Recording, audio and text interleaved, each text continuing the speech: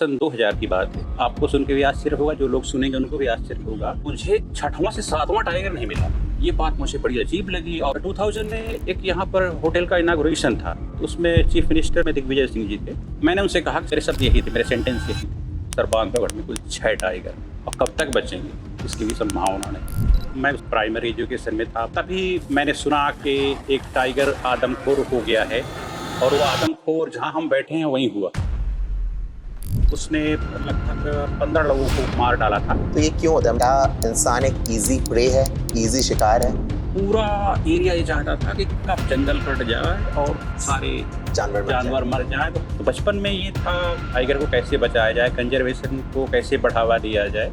उसी समय मेरे समझ में तो इतना आ गया था कि काम बहुत कठिन है, लेकिन प्रयास करना चाहिए। जो भी रॉयल फैमिलीज थी उन्होंने तो हंटिंग बंद कर दी, बट आपने कहा था कि आजाद भारत में पोचर्स थे, वो बहुत सक्रिय हो गए थे। क्या वो रुके, और क्या वो अभी भी रुके हुए हैं? फील्ड डायरेक्टर ने मुझे सस्पेंड कर दिया। न केवल guides, you can not enter the park, कोई मेरे साथ नहीं था। इवन मेरे गाइड्स जो साथी थे उस समय, मेरे फैमिली मेंबर्स, बहुत दुख भी होता था कि मतलब सच्चाई और ईमानदारी की लड़ाई में इतना संघर्ष झेलना पड़ता है, इतना अपमान झेलना पड़ता है। मुझे सीरियसली आपके साथ अभी बैठ के बहुत रिस्पेक्ट महसूस हो रहा है, और जब मैं आपकी कहानियां सुन रहा हूँ तो मुझे ऐसा लग रहा है कि मैं सचमुच एक रियल टाइम हीरो के साथ बैठा हूँ। नमस्कार, मैं संदीप सना, और आज हम हैं मध्य प्रदेश के उस जंगल में जो किसी पहचान का मोहताज नहीं है, बांधवगढ़, बंधुओं का गढ़। बोलते हैं श्री राम जी ने यहाँ का किला लक्ष्मण जी को उपहार स्वरूप दिया था, और आज उसी जंगल की कहानियां सुनने के लिए हमारे साथ हैं यहाँ के सबसे सीनियर गाइड, जिनको 28 इयर्स ऑफ एक्सपीरियंस है, राजेश कुमार द्विवेदी जी। कैसे हैं सर जी आप? एकदम ठीक से। आपका स्वागत है बांधवगढ़ में। धन्यवाद सर, थैंक यू। बांधवगढ़ की यही बातें मुझे बहुत अच्छी लगती है। लोग बहुत खुश मिजाज हैं, और they are always ready to welcome you. Thank you sir. ये वेलकम सर, आप मुझे अपनी बचपन की बातें बताइए थोड़ा। सुना है बांधवगढ़ एक टाइम पे राजाओं का शिकारगाह हुआ करता था। जी जी थोड़ी बातें वहाँ की हो जाए। जी बिल्कुल। मैं उस समय अपने बचपन की बात करूं तो प्राइमरी एजुकेशन में था। प्राइमरी एजुकेशन में बहुत ही कम उम्र होती है। फिर तभी मैंने सुना कि एक टाइगर आदमखोर हो गया है, और वो आदमखोर जहां हम बैठे हैं वहीं हुआ। यहाँ? जी। Oh my god, okay. और ये इत्तेफाक है कि मतलब अभी मुझे याद आया कि जब मैं स्टोरी बता रहा हूँ तो घटना यहीं की है, एकदम इसी टेरिटरी की। और उस टाइगर के मैन ईटर होने के बाद सर, उसने लगभग मुझे लगता है कम से कम 15 लोगों को मार डाला था, और मैन ईटर हो गया था तो उनको खा भी जाता था। तो जहाँ हम बैठे हैं उसके ठीक मुझे लगता है 100 मीटर दूर एक वृद्ध महिला, बुजुर्ग महिला को उस टाइगर ने मारा। उसके बाद जो यहाँ फॉरेस्ट की टीम थी तो उसको पकड़ने में सफल नहीं हो पा रही थी। तो महाराजा रीवा, माननीय महाराजा मार्तंड सिंह जूदेव, जो लास्ट रूलर थे रीवा रियासत के, उनको सूचना दी गई, क्योंकि पहले ये उनका हंटिंग ग्राउंड हुआ करता था, और ये माना जाता था कि मतलब शिकार करने में उनसे अच्छा कोई नहीं है, और किसी भी हालत में अब टाइगर को मारा जाना चाहिए, क्योंकि अब जो मतलब काफी लोगों को मार चुका था। काफ़ी लोगों को मार चुका था। तो उनको इन्फॉर्मेशन जाती, और वो हर दूसरे तीसरे दिन आते और प्रयास करते कि वो टाइगर मिले, लेकिन वो टाइगर मिल नहीं पा रहा था।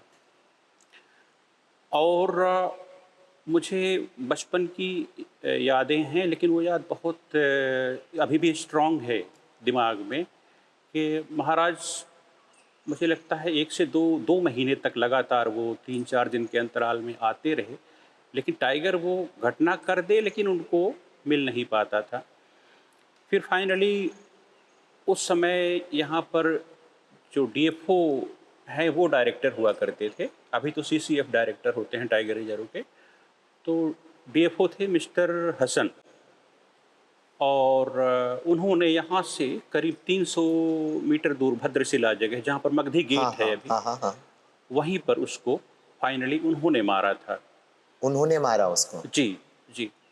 और मतलब उस समय तो बहुत बच्चे थे हम लोग, तो सुन के ही बड़ा वो होता था कि कैसे टाइगर अटैक करता होगा एक घर घर रोमांच आ में। जाता होगा। हाँ, और बहुत दूर की बात नहीं है, घर में लोग छुप के रहते थे, क्योंकि भय बहुत होता है ना लोगों से बात बात में। तो यहाँ से दूर नहीं है हमारा गाँव, तो लोग एकदम भय में रहते थे। और उस टाइगर के मारे जाने के बाद सर मेरे दिमाग में पता नहीं क्यों बहुत दुख हुआ उसी बचपन में कि टाइगर आखिर मैन ईटर क्यों हुआ। ये बात मेरे मन में गूंजी कि टाइगर को मारा जाना सही था या गलत था। तो मेरे उस मतलब बच्चे मन की बात करूं तो ये लगा कि मैन ईटर हो गया था तो मारा जाना तो चाहिए था, लेकिन अपने जो माता पिता या चाचा जो भी बुजुर्ग थे उनसे मैं पूछता था कि ये मैन ईटर हुआ कैसे। तो जब उस रहस्य पे मैं गया कि मैन ईटर हुआ कैसे, तब मुझे दुख लगा कि टाइगर जो है एक लोग कहते हैं जेंटलमैन है, सही और बात। बिना गलती के, बिना किसी फॉल्ट के वो अटैक नहीं करता, और real king of the jungle अगर कहें तो टाइगर है।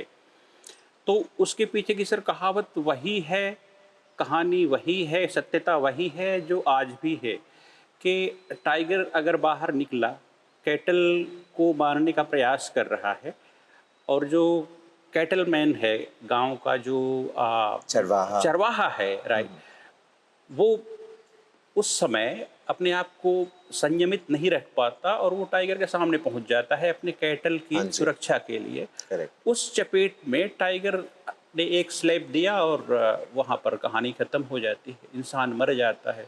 और सर होता क्या है कि अगर 1-2 घंटे के अंदर इंफॉर्मेशन हो गई, अभी भी यही स्थिति है, फॉरेस्ट डिपार्टमेंट को हो जाए या जिस व्यक्ति के साथ ये घटना हुई उसके साथ अगर कोई है, तो वो इन्फॉर्मेशन गांव में पहुंच जाए, तो उसके थ्रू डिपार्टमेंट को पहुंचे और बॉडी को उठा लिया जाए। तो ये चांस बनता है कि टाइगर सरवाइव कर जाता है, फिर वो अपने नेचुरल बिहेवियर में आ जाता है। और अगर 2 से 3 घंटे हुए तो टाइगर फिर बॉडी को स्क्रैच करना और खाना शुरू कर शुरू कर देता है। देता है। और जब वो एक बार खा लेता है तो उसका कहते और देखा भी गया है कि एक बार ह्यूमन ब्लड मिलने के बाद फिर वो मतलब ढीठ हो जाता है और इंसान को अगर मिल गया तो मारता है। और अभी भी ये है कि अगर 3 केसेस हो गए हैं मैन ईटिंग के। तो ये क्यों होता है? मुझे क्या इंसान एक इजी प्रे है, इजी शिकार है, हुँ, इसलिए वो आदमखोर हो जाता है? या फिर मैंने जो सुना है सर कि बाघ इंसान को जब मारता है तो खाने के लिए नहीं मारता। हुँ, हुँ, ठीक है, पहला जो शिकार करता है वो खाने के लिए नहीं मारता, हुँ, उसके शिकार उसके और शिकार के बीच में आ जाता है। बिल्कुल। जी, जी। राइट। जैसे बाघ ने किसी, आपने जैसे कहा बाघ ने गाय को मारने की कोशिश हुँ, की और बीच में इंसान आ गया, तो वहां पे इंसान मारा जाता है, और बहुत सारे केसेस में वो उसको खाता भी नहीं है। नहीं खाता है, नहीं खाता है, और बॉडी अगर पड़ी रह गई हाँ। उसी जगह पे और करेक्ट। वो भूखा है, तब तो नेचुरली वो तब उसके पास। हाँ, खाएगा। और मुझे जो अपना अनुभव लगता है कि टाइगर जो आदमी को खा जाता है, तो उसका ब्लड और आदमी का जो वो मीट है या जो भी पार्ट्स हैं, तो दूसरे जानवर से थोड़ा अलग टेस्ट आता है। टेस्ट हो सकता है, अलग होगा और सॉफ्ट होता है। और नेचुरली क्योंकि ह्यूमन जो है तरह तरह की ये चीज़ें मतलब मिनरल्स हों, चाहे साल्ट हो, चाहे शुगर हो, एडिशनल लेता है। और जो वाइल्ड लाइफ के जो एनिमल्स हैं, वो मैमल्स हों, चाहे बर्ड्स हों, चाहे कैटल की ही बात करें, तो वो नेचर पर ही डिपेंड हैं। तो ये हो सकता है कि मानव के उसमें ब्लड में कुछ ऐसा टेस्ट हो कि उसको मारने के बाद फिर वो। और दूसरी बात ये है कि जो वो रिस्पेक्ट करता है ह्यूमन बीइंग की, करेक्ट। जो वो टाइगर, मैं अपना अनुभव बता रहा हूँ कि टाइगर को अगर कोई टीच कर रहा है, टाइगर को चिढ़ा रहा है, तब भी टाइगर सर 2 से 3 बार वार्निंग देता है, इसके बाद ही अटैक करता है। और वार्निंग में लोग सचेत हो जाते हैं नॉर्मली, जो नहीं हुआ तो उसको तो भोगना पड़ता है। तो जो उसको मैन ईटर किसी आदमी को खा जाने के बाद फिर उसका जो मतलब टेस्ट है, और फिर उसका एक जो दिमाग में वो रहती है, भय खत्म हो जाता है हाँ, टाइगर का आदमी कि के प्रति। आसान है, आसान शिकार है, ना हाँ, दौड़ेगा, न भाग ना भाग पाएगा। पाएगा और कोशिश भी नहीं हाँ, करेगा हाँ, बचने की। नेचुरली। और टाइगर को तो जानते हैं कि टाइगर एक अपॉर्चुनिस्ट हंटर है, और टाइगर को शिकार करना एक बहुत कठिन काम होता है वाइल्ड करेक्ट। में। 20 से 30 अटेम्प्ट्स होते हैं तो टाइगर को एक शिकार ऑन एवरेज मिलता है। और उसके पीछे रीजन है, अगर टाइगर उठ के चलता है तो अलार्म कॉल, डिस्ट्रेस कॉल शुरू होती है, फिर दूर दूर तक अलर्ट होते जाते हैं डियर, लंगूर, ये सब। तो उसके लिए फिर उसको अपने खाना के लिए एम्बुश करना पड़ता है, पानी के पास घास में छुपना, बांस की इस तरह के पीछे, जैसे बांस हैं इस तरह की झाड़ियों में छुप जाना। और मैंने देखा है कि 3 से 4 घंटे अपनी बॉडी को श्रिंक करके एक ही पोजीशन में बैठा है, और 500 मीटर जो प्रे है, डियर का हर्ड है, वो 500 मीटर दूर है, वो स्लोली पानी पीने के लिए आते जा रहा है, आते जा रहा है। और 4 घंटे के बाद यहीं की घटना है, ताला जोन की राजबहरा डैम की, 2012 की बात है मुझे लगता है। एक टाइगर इसको हमने देखा था, तो एक डियर आके पानी पिया, सेकंड, थर्ड, फिर जब फोर्थ वाला आया जो सबसे हैवी था, उसके लिए उसने जंप करा और पकड़ा, और उसको दबा के घसीटते हुए मतलब कवर में ले गए, क्योंकि वो ओपन ग्रास लैंड था। तो टाइगर के लिए शिकार करना जंगल में बहुत बड़ी बात होती है। इवन विंड डायरेक्शन का भी इम्पोर्टेंट रोल होता है। टाइगर अगर लकी है, टाइगर के लक की बात करें, तो उससे विंड डायरेक्शन अपोजिट में है, तो जो आगे प्रे है उसको स्मेल नहीं मिल पाएगी करेक्ट। टाइगर की। राइट। और उसके मतलब अगेंस्ट है, प्रे बेस की ओर विंड जा रही है, तो उसको स्मेल मिल जाएगी, वो उसमें भगदड़ मच जाएगी, तो भी उसका शिकार वो हो जाएगा। तो आपका जो सवाल था सर कि आदमी को मारने के बाद आदमी को ही फिर वो क्यों टारगेट करता है, तो उसका मुझे लगता है कि दिमाग से जो आदमी के प्रति रिस्पेक्ट होता है और भय, दोनों बातें वो मैं निकल कहूँगा, जाते हैं। वो निकल जाता है, और उसको टेस्टी भी लगता होगा, और फिर वो एक इजी प्रे मान के उसको मारता है। मुझे ऐसा लगता है कि मुझे ऐसा लगता था कि इंसान का जीवन बहुत संघर्षपूर्ण है, बट टाइगर का जीवन उससे भी ज्यादा संघर्षपूर्ण है। बहुत संघर्षपूर्ण है सर। नेचर ने जितनी मतलब अपनी सृष्टि बनाई है, और जिसका जो रोल है, उसको हर चीज़ आसान नहीं करा है। कहीं न कहीं उसको स्ट्रगल करना है। हमें लगता है कि इंसान ही ऐसा है जो संघर्ष बहुत कर रहा ज़्यादा है। संघर्ष कर रहा है। लेकिन अगर उस दुनिया में जाके देखें, तो एक-एक जीव, एक-एक पक्षी संघर्ष करता है। और हालाँकि जीने के नेचर लिए। ने उसके लिए सब कुछ दिया है, लेकिन ईज़ी नहीं दिया है, उसको संघर्ष करना ही होगा। मतलब 30 बार वो शिकार का कोशिश करेगा तब जाके उसे एक शिकार जी, मिलेगा। जी। उसका मेरे ख्याल से एक और रीजन भी है कि उसका बॉडी का जो बिल्ट है हाँ, वो हाँ। थोड़ा हैवी है, तो हाँ। बहुत ज्यादा दौड़ नहीं पाता है। बिल्कुल, बिल्कुल। वो मतलब बहुत ज़्यादा अगर दौड़ा तो 100 से 200 मीटर दौड़ पाता है। क्योंकि जो आपने कहा कि हैवी वेट, और हाँ, उस दरमियान जो उसकी स्पीड है वो लगभग 70 किलोमीटर पर आवर होती है। 70 किलोमीटर पर आवर। जी, जी। और उससे 90 किलोमीटर पर आवर लगभग लेपर्ड की होती है, 120 चीता की होती है। तो फिर 200 मीटर दौड़ने के बाद वो इतना टायर्ड होता है कि फिर उसको कम से कम आधे पौन घंटे फिर वो बैठ के आराम करता है। हाँ, रेस्ट लेगा, हाई ब्रीदिंग होगी, फिर उसके बाद वो उठ के चलता है। तो तो सर बात हो रही थी आपके बचपन की, तो वो आदमखोर बाघ के कारण आपको आपके वो बचपन वाले दिमाग में एक जोर आया कि दुख हुआ एक्चुअली हाँ, कि हाँ, आदमखोर क्यों हुआ। बिल्कुल, राइट। बिल्कुल। उसके बाद क्या हुआ सर आपके मतलब क्यों आपने ये डायरेक्शन चूज किया? जी। मुझे सुनने में आया है कि आपने आईएएस यूपीएससी की भी कोशिश की थी। जी सर, जी, जी। एक्चुअली सर दिमाग में बचपन में अगर कुछ बैठ गया तो वो बैठ ही जाता है। तो बचपन में ये था कि टाइगर को कैसे बचाया जाए, कंज़र्वेशन को कैसे बढ़ावा दिया जाए। तो उस समय अपने 2-3 मित्रों को प्रयास करके और आपस में उस समय सिक्के छोटे-मोटे 10 पैसे, 5 पैसे 50 पैसे तो बहुत बड़ी बात होती थी और 25 पैसे, फिर भी ये कलेक्ट करते थे और गाँव में ये जो एरिया है ट्राइबल का, यहाँ बच्चे स्कूल पढ़ने जाते ही नहीं थे। अगर कोई स्कूल जा रहा है तो वो बहुत बड़ी बात होती थी और जो टीचर्स अपॉइंटेड होते थे इस एरिया में वो बहुत प्रयास करते थे क्योंकि ट्राइबल एरिया है। तो बच्चे स्कूल में पढ़ने आए लेकिन वो आते नहीं थे, लेकिन कुछ आते थे। तो मेरे दिमाग में यही चल रहा था कि ये काम है बहुत कठिन। उसी समय मेरे समझ में तो इतना आ गया था कि काम बहुत कठिन है, लेकिन प्रयास करना चाहिए। तो सर जो सबसे पहला मेरा प्रयास था उसी 5th 6th क्लास स्टैंडर्ड में, यानी कि मेरी उम्र मात्र 10-12 साल की होगी, 10 साल की होगी, तब मैंने ये शुरू किया कि जो आस-पास के गाँव हैं उन स्कूलों में जाके वहाँ जो बच्चे आ रहे हैं 8, 10, 15, 20 उनको नेचर, वाइल्ड लाइफ, टाइगर इसमें सब कुछ आ जाता है। इसका इम्पोर्टेंस बताएँ और उनमें एक अवेयरनेस पैदा करें।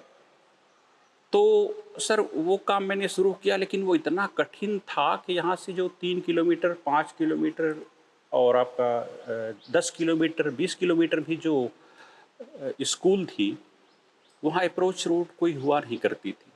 रास्ते में टाइगर के अलावा लेपर्ड का, स्लॉथ बेयर का इनका खतरा होता था।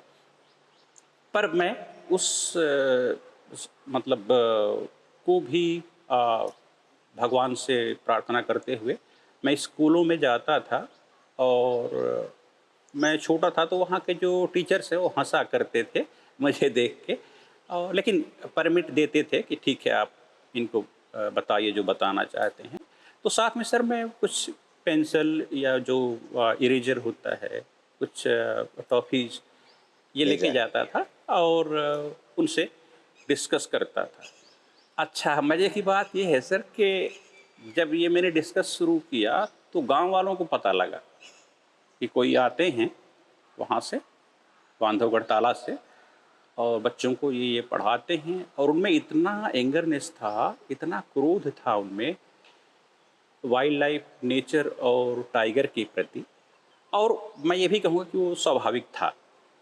क्योंकि बहुत गरीबी थी सर उस समय और लोग जो मिलेट्स वगैरह उगाते थे, तो ये जो हर्बीवोरस हैं, हिरण और हिरण, हिरन, जंगली सुअर, सुअर। ऑम्निवोरस फिर भी ये सब डिस्ट्रॉय कर देते थे खेती। और दूसरा उनके पास जो जीवन यापन का साधन था, वो था पशुपालन। तो उनको टाइगर और लेपर्ड बिल्कुल ही पसंद नहीं, मतलब एक गुस्सा था जंगल के खिलाफ। हाँ, हाँ और मतलब उस समय की बात करूँ सर तो पूरा एरिया ये चाहता था कि कब जंगल कट जाए और सारे जानवर मर जाए। जानवर मर जाएँ तो हमारी खेती और पशुपालन जो हमारे पास है वो बचे। तो मैं आपको बता रहा था सर कि जब बच्चों के द्वारा गाँव वालों को पता चला तो जब मैं स्कूल जा रहा था अपने 2-3 साथियों के साथ तो कई बार तो मतलब डंडे ले लेके गांव वाले निकल पड़े कौन आता है कौन ऐसा हमारे बच्चों को पढ़ाता है जो हमारी ज़िंदगी छीन रहा है उसके बारे में बता रहा है उसको बचाने की बात कर रहा है। अब वो गांव की भाषा में कैसे आपको एक्सप्लेन करूं, लेकिन जो उनका वो था क्रोध कैसे था। हैंडल किया सर आपने इसका? हाँ कितनी कठिनता थी सर, कितनी कठिनता, कई बार छुपना पड़ता था। मेरे एक दो साथियों को कई बार मार भी पड़ी उस बचपन में 10-12 साल, दस आपने बारह मारा कभी? 10-12 साल की एज में आ, मुझे मार तो नहीं पड़ी लेकिन डांट बहुत पड़ी कि कहीं ना कहीं से पता लग जाता था कि ये उनके लड़के हैं। मेरे पिताजी को लोग आसपास के जानते थे तो बस ये डांटते बहुत थे कि आप अगर आ गए और ऐसा आपने किया तो आपके पिताजी से शिकायत करेंगे और आप आइएगा नहीं, ऐसा है वैसा है। ये सारी चीज़ें बहुत बड़ा संघर्ष था। और शायद इसी संघर्ष के लिए आपको ना गांव के लोग इतना रिस्पेक्ट करते हैं सर अब, कि अरे मतलब मैंने खुद देखा है जी, कि हर एक ड्राइवर और गाइड आपके चरणों में झुकता है आके। अरे वो तो मुझे सीरियसली आपके साथ अभी बैठ के बहुत रिस्पेक्ट महसूस हो रहा है। और जब मैं आपकी कहानियां सुन रहा हूँ जी, तो जी। मुझे ऐसा लग रहा है कि मैं सचमुच एक रियल टाइम हीरो के साथ बैठा हुआ हूँ। ये मुझे गर्व है इस बात का कि मैं आपके साथ हूँ। आप जैसे महान व्यक्तित्व के पास मुझे बैठने का अवसर मिला, और मुझे बोलना आता नहीं है और आपके सामने बोलने का अवसर नहीं आपने सर, दिया आप है। बहुत अच्छा बोल रहे हैं। और जो लोग सम्मान करते हैं वो प्रभु का ही करते हैं, और मैं भी उनको प्रभुत्व की दृष्टि से प्रणाम करता हूँ। तो सर इस पर आगे बढ़ते हैं कि ये सब चीज़ें होती रहीं, लेकिन मैंने अपने आप को रोका नहीं। मैं चोरी छिपे भी जाता रहा और बच्चों में ये पैदा करता रहा, और बच्चों के लिए बस यही था कि कुछ ना कुछ जब साथ में होता था, बहुत छोटी चीज़ें, कुछ नहीं, नोटबुक्स छोटी-छोटी। उस समय हम 2-4 जो मित्र हैं, 25-50 पैसे भी इकट्ठे कर लेते थे, तो ठीक-ठाक मिल जाता था। पेंसिल है, रबर है और नोटबुक्स हैं, तो उससे बच्चे आकर्षित होते थे और वो समझते थे। फिर उनको इंस्पायर किया वो चित्रकला के लिए कि टाइगर का चित्र बनाओ, बर्ड्स का बनाओ, ये सब चीज़ें तो होती रहीं। लेकिन सबसे दुखद पहलू सर ये था कि जो शिकार है, हम्म, वो रुक नहीं रहा था, और शिकार जो हमारा ये वाइल्ड लाइफ प्रोटेक्शन एक्ट 1972 बना, उसके पहले तक तो इस पर कोई विशेष रोक थी नहीं। हाँ, लेकिन सबसे अच्छी बात ही कहूँगा मैं, बुरी नहीं कहूँगा, कि जो रॉयल फैमिली के लोग हैं, जो महाराजा हैं, उनके अलावा दूसरे किसी को जब वो रूल करते थे, ये परमिशन नहीं होती थी कि वो टाइगर को मार देगा। टाइगर को अगर मारेगा तो महाराजा ही मारेंगे, या उनके कोई रिलेटिव जिनको वो परमिट करें, या उनके कोई दोस्त, उनमें विदेशी भी हुआ करते थे उस समय। लेकिन आज़ाद भारत के बाद जो गिरोह सक्रिय हुआ, जिसको पोचर्स कह रहे हैं हम पोचर्स, हाँ। आज की भाषा में, जो जिसका तार अब ज़्यादा उस एक्सप्लेनेशन पर जाना उचित नहीं होगा, लेकिन सब लोग जानते हैं कि यहाँ से चाइना तक था। बिल्कुल सही है। और निश्चित रूप से सर बहुत पोचर्स सक्रिय हुए, और जो रॉयल फैमिली में एक शौर्य का प्रतीक माना जाता था कि ठीक है, लाव बन गया है, सब कुछ है, लेकिन हम रॉयल फैमिली से हैं, हम शिकार हमने किया, हम शिकार कर रहे हैं। तो दूसरी बात सर, ये बताते हुए मुझे थोड़ा सा संकोच हो रहा है, हंसी भी नहीं आ सर, रही है बताइए। कि फिर मैंने, क्योंकि मैं ये भी कर रहा था, पढ़ाई भी कर रहा था, तो आगे बढ़ते बढ़ते जब मैं ग्रेजुएशन और पोस्ट ग्रेजुएशन में गया रीवा यूनिवर्सिटी में, तब भी मेरे दिमाग में बस हमेशा यही गूंजता था, conservation, tiger protection, nature save कैसे होगा। तो रॉयल फैमिली के बहुत सारे जो मेरे मित्र थे, उनसे मेरा परिचय था। तो मैंने सोचा कि अगर उस समय की भाषा में कहूँ, हंटिंग, हाँ, अगर हंटिंग को बंद कराना है तो मुझे इनसे मित्रता प्रगाढ़ बढ़ानी पड़ेगी। करनी पड़ेगी। और भगवान की कृपा कहूँगा कि उसमें मुझे सफलता मिली। और रॉयल फैमिली जो बघेलखंड और बुंदेलखंड पूरे की बात करता हूँ, इवन अब उसके बाद तो जहाँ जहाँ उनका रिलेशन है, राजस्थान, यूपी, काफ़ी दूर तक अभी बिल्कुल सही। लोग मुझे जानते हैं। लेकिन सर उस समय मैंने जो रॉयल फैमिली के मेरे साथी पढ़ते थे, उनसे मैंने मित्रता करी। मित्रता करने के बाद उनके घर जाने का अवसर मिला। घर जाने का जब अवसर मिला तो सर मैंने उनके पेरेंट्स से रिक्वेस्ट किया एज ए सन, ऐसा मानते भी थे वो लोग, कि अगर एक काम किया जाए, क्योंकि मेरे पास वो क्षमता नहीं है कि बांधवगढ़ जो है वो विश्व के नक्शे पर अपना मतलब मुकाम बना रहा है, तो अगर एक छोटा सा वहाँ रिसोर्ट खोल दिया जाए तो टूरिस्ट के रुकने के लिए अच्छी बात हो जाएगी, टूरिस्ट बढ़ेगा। तो मेरी ये बात एक ही नहीं, कई लोगों में स्पार्क करी दिमाग में। और सर आज आप देखेंगे, मुझे लगता है यहाँ से कोई ऐसी रॉयल यानी रॉयल फैमिली हाँ, हाँ जी, नहीं है जिसकी प्रॉपर्टी बांधवगढ़ में नहीं है। और वो बिल्कुल सही। रिसोर्ट्स के रूप में है, फार्म हाउस के रूप में है, और वो सब लोग यहाँ उनके परिवार आते हैं। और उसमें ये प्लस पॉइंट मिला सर कि हंटिंग तो रुक बिल्कुल, गई, रुक गई। क्योंकि उनका नेचुरली जब हमारी प्रॉपर्टी वहाँ है, हमने होटल बनाया है, तो लोग तो टाइगर देखने ही आएंगे, एनिमल्स को ही देखने बिल्कुल आएंगे। सही। तो इसको अब नहीं किया जाए। तो एक मतलब बहुत बड़ी सफलता मैं ईश्वर की कृपा से और अपने मित्रों के सहयोग से और रॉयल फैमिली के प्रेम और आशीर्वाद मेरे प्रति जो रहा, उसको मैं मानता हूँ। तो वो तो रुका। सर राजशी फैमिली जो भी रॉयल फैमिलीज थी उन्होंने तो हंटिंग बंद कर दी, बट आपने कहा था कि आज़ाद भारत में जो पोचर्स थे वो बहुत सक्रिय हो गए थे, हाँ जी, हाँ जी। राइट? क्या वो रुके और क्या वो अभी भी रुके हुए हैं या फिर अभी भी चल रहा है? वेल मैं आपको सर थोड़ा-सा पीछे ले चलूँगा, सन 2000 की बात है। मैं 96 फर्स्ट ऑफ मई को गाइड के काम के रूप में शुरू किया था, और उसके बाद 97, 98, 99 इतना दौर मैं देखा। तो सर उस समय जो टाइगर्स थे बांधवगढ़ में, अभी आपको सुन के भी आश्चर्य होगा, जो लोग सुनेंगे उनको भी आश्चर्य होगा कि पूरा एरिया खुला था, और सर मुझे छठवां से सातवां टाइगर नहीं मिला। और छठवें से सातवें का ठीक है ना दिखाई दे, बहुत बड़ा जंगल है, मैं उसको भी मान लेता हूँ, लेकिन उसके फुटप्रिंट्स तो पहचान में आ जाते हैं। और अगर मैं 3 साल से पूरे पार्क को घूम रहा हूँ, तो क्या इन टाइगर्स के अलावा कोई और टाइगर का एनकाउंटर नहीं होगा? सही ये बात है। सवाल मेरे दिमाग में सही बात है, सिर्फ गूंजा। 6 टाइगर? जी, मतलब 6 दिखते थे, अब मुझे लगता है कि मतलब अधिकतम होंगे तो 7-8 होंगे। हाँ, और तो ये बात मुझे बड़ी अजीब लगी, और उस समय जो बुजुर्ग लोग थे वो बैठते थे, तो चर्चा होती थी कि 2010 तक टाइगर केवल उसमें चित्रों में रह जाएगा। इस बात का मुझे सर बहुत दर्द होता था, कैसे चित्रों में रह जाएगा, और अगर ऐसी स्थिति रही तो सच में चित्रों में ही रहेगा।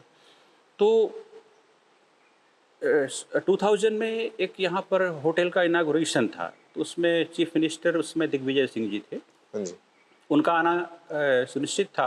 तो जो रिसोर्ट ओनर हैं वो मुझे बहुत नज़दीकी से जानते थे, क्योंकि जो विदेशी मेहमान आते थे तो उनके लिए उस समय स्लाइड शो होता था और पार्क की विजिट कराना होता था, तो मुझे बुलाते थे।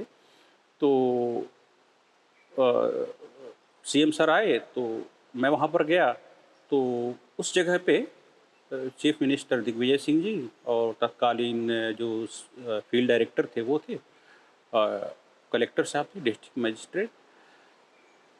तो मैंने उनसे कहा कि सर मैं आपसे एक निवेदन करना चाहता हूँ। तब भी मेरी उम्र मुझे लगता है कि 26-27 साल थी, और मैंने कहा कि सर मुझे एक चीज़ का बहुत दर्द है, कहीं मैं आया हूँ, आप बताइए, आपके दर्द का मैं निवारण करूँगा। तो मैंने कहा कि मेरे शब्द यही थे, मेरे सेंटेंस यही थे, सर बांधवगढ़ में कुल 6 टाइगर हैं, और कब तक बचेंगे इसकी भी संभावना नहीं। तो वो एकदम सरप्राइज्ड हुए, और जो फील्ड डायरेक्टर थे उनके लिए एकदम अनएक्सपेक्टेड था, क्योंकि जो ब्यूरोक्रेट्स होते हैं बहुत इगोइस्ट होते हैं। उस मैंने सीधी सीधी उनको ऐसा लगा कि शिकायत कर दी, जबकि मेरा जो भाव था, मंतव्य था, बिल्कुल सही, उनकी शिकायत करना नहीं था। मुझे मुझे ये लगा कि मैं अपना दर्द व्यक्त करूंगा और इस पर कुछ सुधार होगा। बिल्कुल सही।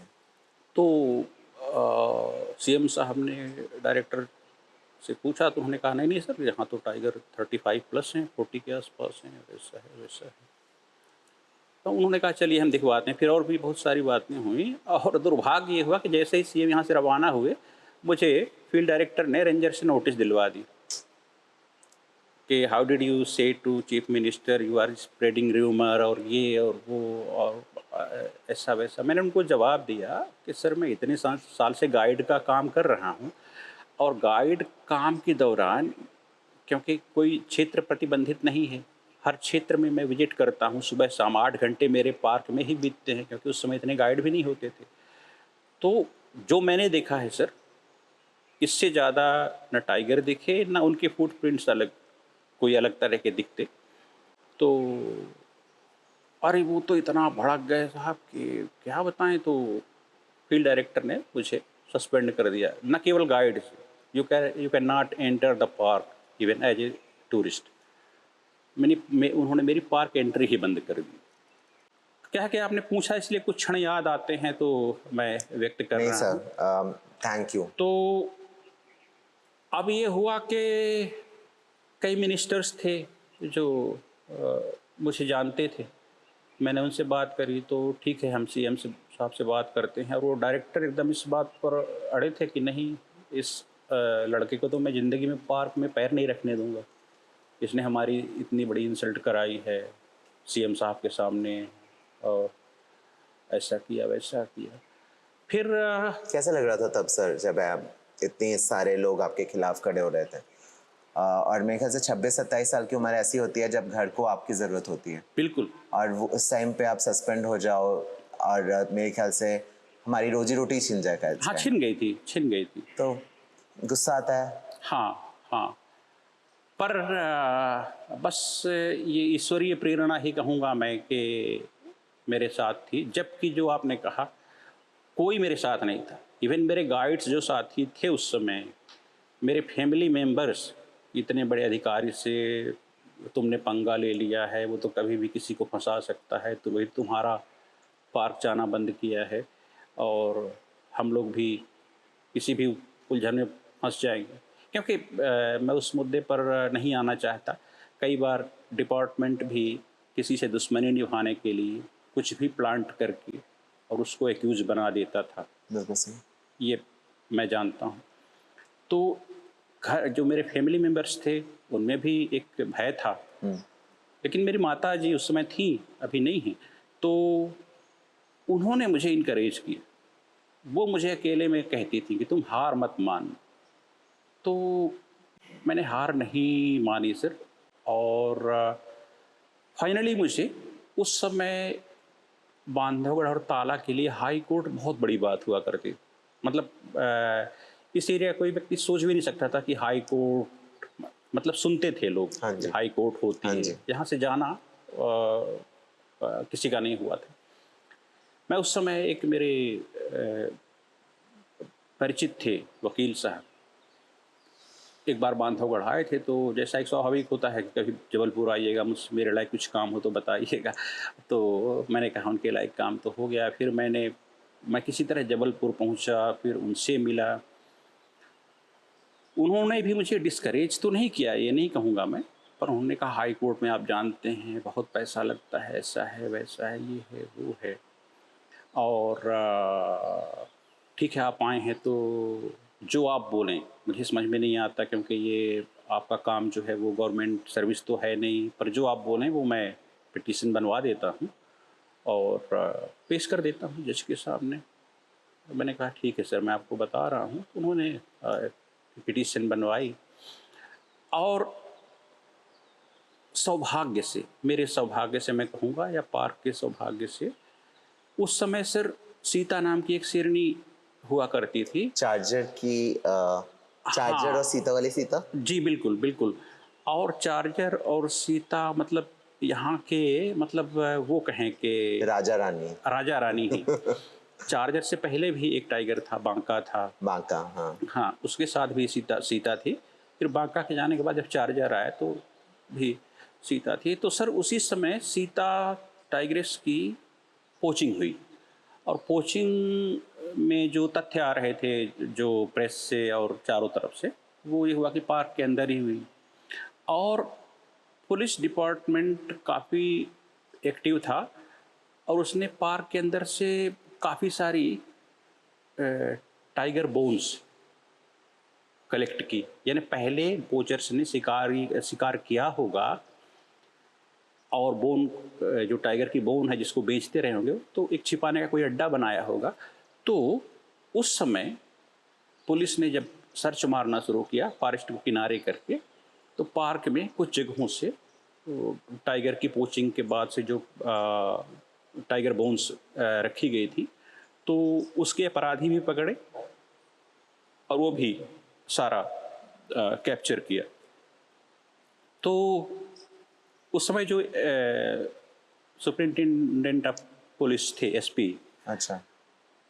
उनसे विशेष परिचय तो मेरा नहीं था, लेकिन जब वकील साहब ने कहा कि कुछ प्रमाण तो लाने होंगे, तो मैं एसपी साहब के पास गया। मैं कहा सर ऐसी से ऐसी बात है और मुझे जो भी आपके पास हो। तो उन्होंने जो उस समय मानपुर थाना लगता था, हाँ जी। तो वहाँ के जो पुलिस इंस्पेक्टर थे, उनसे कहा कि इनकी जितनी सहायता कर सकते हो वो करो।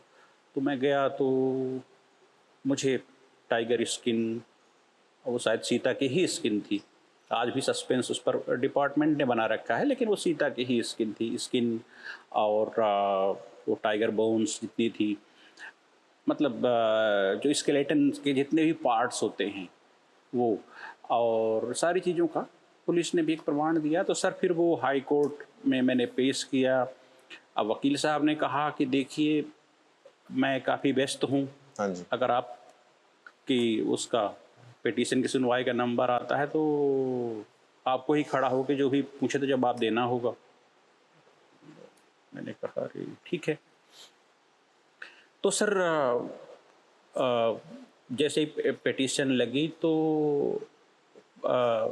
वकील साहब आ गए थे, तो जो जस्टिस थे उन्होंने मुझे इंटरिम बात सुन के इंटरिम रिलीफ दे दी कि मतलब एज ए गाइड ये अपना काम करते रहेंगे जब तक डिसीजन नहीं हो जाता। एक इंटरिम रिलीफ मिली। तो 2 महीने बाद मुझे इंटरिम रिलीफ मिली। मैं आया, गाइड का काम करना शुरू कर दिया, लेकिन डायरेक्टर वही थे, स्टाफ वही था, सबके दिमाग में बदले की भावना थी और आक्रोश था कि इसको कब कैसे लपेटें। तो सर होता क्या है कि टाइगर की जो बात थी वो तो ठीक है, अब आते हैं गाइड की बात पे। गाइड का सेशन टू सेशन रजिस्ट्रेशन होता है। अच्छा।